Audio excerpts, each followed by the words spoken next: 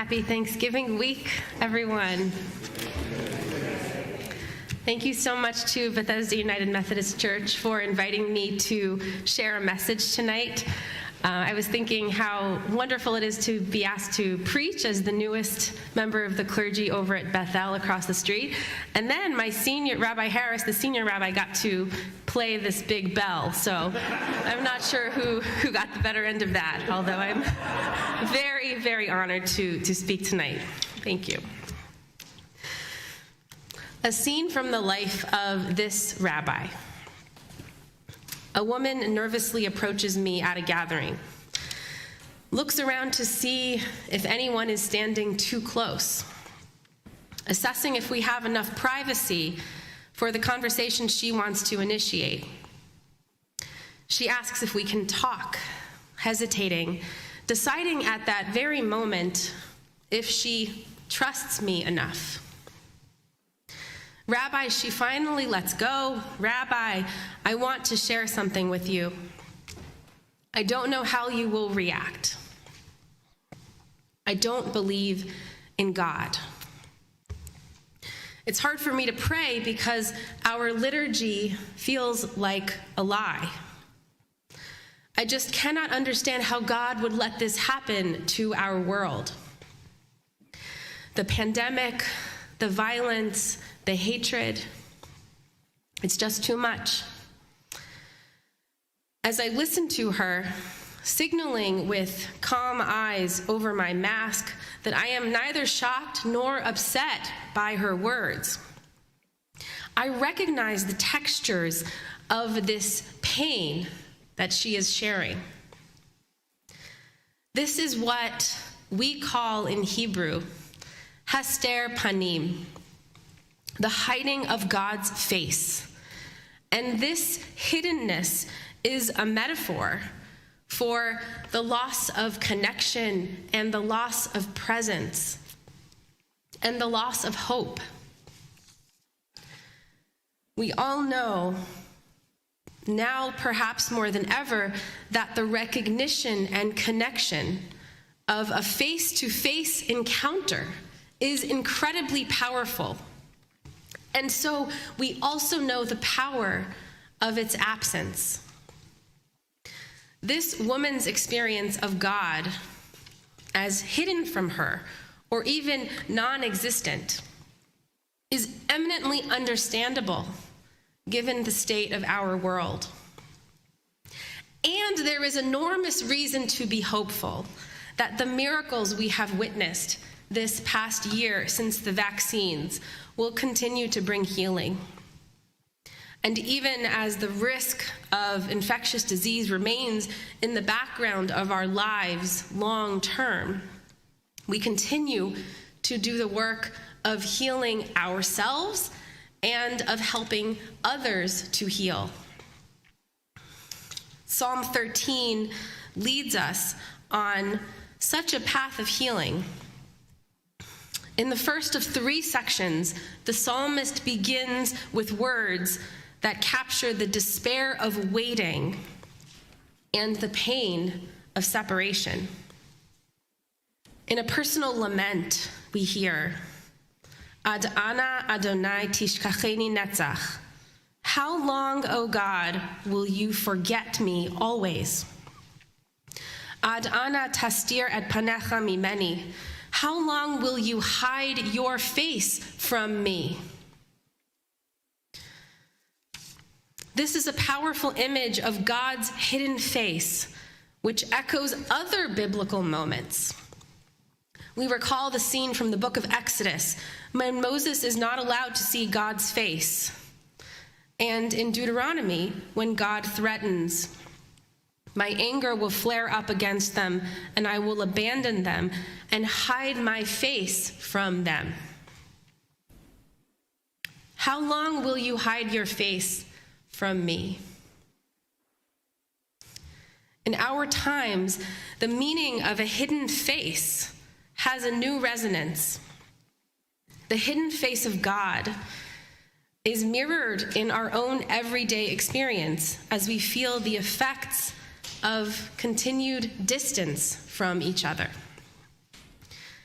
we are still required for much of the time to physically hide our faces from each other.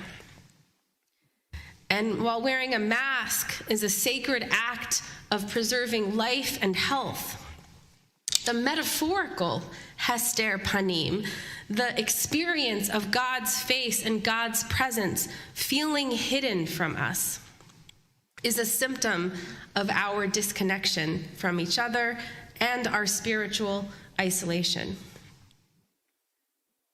So what would it mean to keep these masks on, but to shed our spiritual masks? We can reflect together on what masks we want to remove, what ideas about ourselves or the world we need to let go. Who among us has a mask to shed? Who among us doesn't have a mask to shed?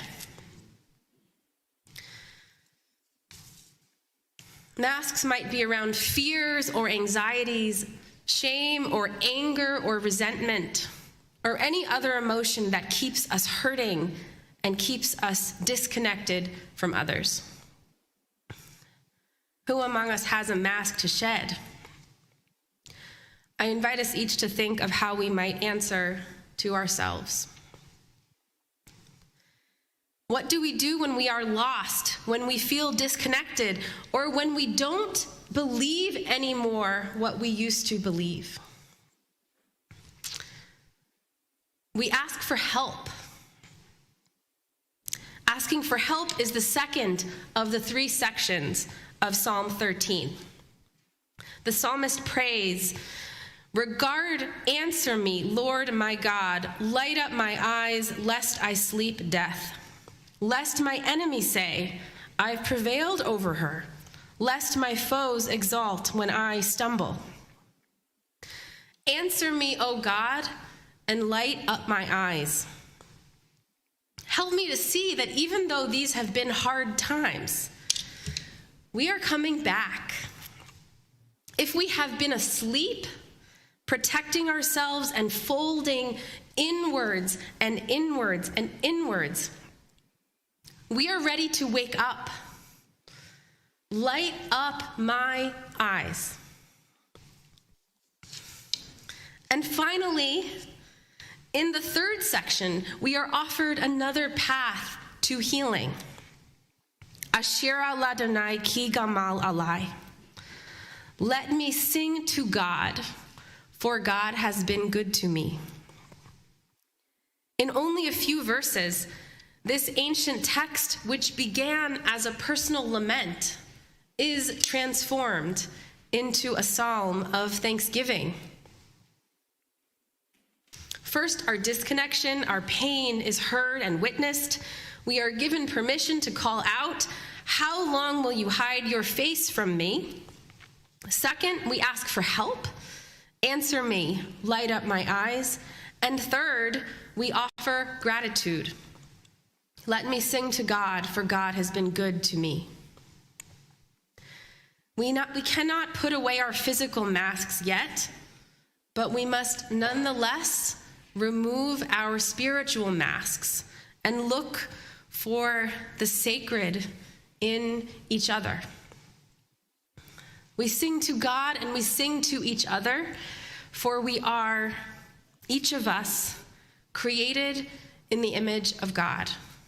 B'Tselem Elohim. And so, my answer to that woman who shared her doubts with me, who stopped me for a quiet moment in a loud gathering to tell me that she doesn't believe in God anymore, my fuller answer to her is, I hear you that it feels that God is hiding right now. And I hope that by reconnecting with others and by showing love and gratitude, that you will find spiritual healing. And I pray for all of us as we work to remove the spiritual masks that separate us, so that we can see the face of God in each other with renewed clarity. Thanksgiving blessings to you. Amen.